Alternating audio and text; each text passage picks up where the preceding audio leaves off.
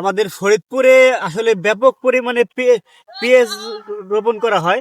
তো ব্যাপক পরিমাণে পেঁয়াজ রোপণ করে আমাদের ফরিদপুরে। তো ফরিদপুরে কিন্তু পেঁয়াজে এখন ব্যস্ত সময় পার করছে, পেঁয়াজ যারা রোপণ করছে। এবং ফরিদপুরে বেশিরভাগ পেঁয়াজ হচ্ছে আপনার দেশের বিভিন্ন অঞ্চলে যায় থাকে। এই দেখছেন যে পেঁয়াজের সাই, আমরা সাই কালি যে যেভাবে চিনেন, এই যে পেঁয়াজের সাই ভাঙতেছি।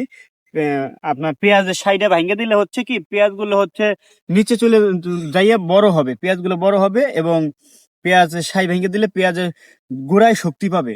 এই কারণে পেঁয়াজ বড় হবে, রসটা নিচে নামবে। এই জন্য পেঁয়াজের সাই ভেঙে দিতেছি। তো আপনারা যে যে অঞ্চল থেকে দেখতেছেন, আপনাদের জেলায় আপনাদের অঞ্চলে আসলে পেঁয়াজ রোপণ হয় কি না, এবং কেমন পেঁয়াজ রোপণ হয়, সেটা জানাবেন, অবশ্যই জানাবেন।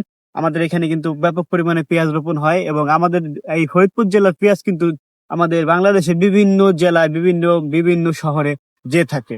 তো আশাবাদী এবার আমরা আমাদের ফরিদপুরে রেকর্ড পরিমাণে পেঁয়াজ রোপণ হয়েছে। তো ভিডিওটি কেমন লাগলো আপনারা অবশ্যই কমেন্টের মাধ্যমে জানিয়ে যাবেন। ধন্যবাদ।